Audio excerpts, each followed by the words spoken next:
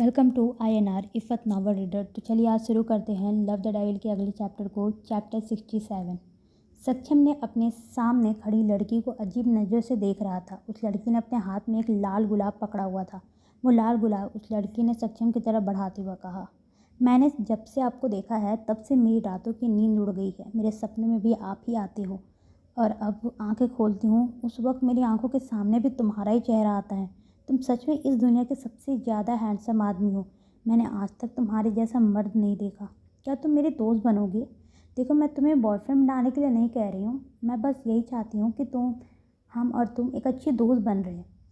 अपनी बात कहने के बाद उस लड़की ने अपनी गर्दन ऊपर उठाई और सक्षम की तरफ देखा। सक्षम का चेहरा एकदम देखकर एक सेकंड के लिए वो लड़की डर गई। सक्षम की आंखें कठोर थी और वो उसे ही अजीब नज़रों से देख रहा था। इस वक्त वो पूरा डेविल नज़र आ रहा था, लेकिन उस लड़की ने फिर भी हिम्मत की और मुस्कुराकर सक्षम की तरफ देखा।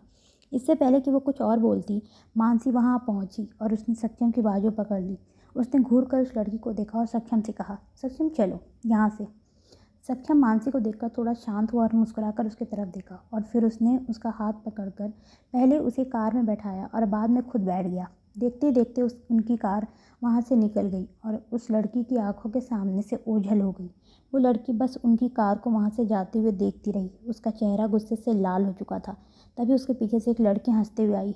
ये वही लड़की थी जिसने पहले सत्यम को प्रपोज किया था।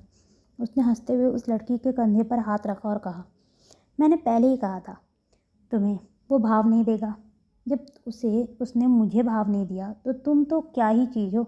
उस लड़की की बात सुनकर वो दूसरी लड़की गुस्से में अपना हाथ में पकड़ा हुआ गुलाब लेकर वहाँ से निकल गई। कार में सक्षम और मानसी बैठे हुए एक दूसरे को देख रहे थे। मानसी ने अपनी नाक को रब करते हुए सक्षम से कहा, जब मैंने तुम्हें मना किया था कि तुम यहाँ नहीं आओगे तो तुम क्यों यहाँ आए? क्या तुम्हें कॉलेज में आना इतना पसंद है जो तुम यहाँ रोज़ रोज़ आते हो, या फिर तुम्हें कॉलेज की लड़कियाँ पसंद है जो छोटे छोटे कपड़े पहनकर तुम्हारे आगे घूमती फिरती है?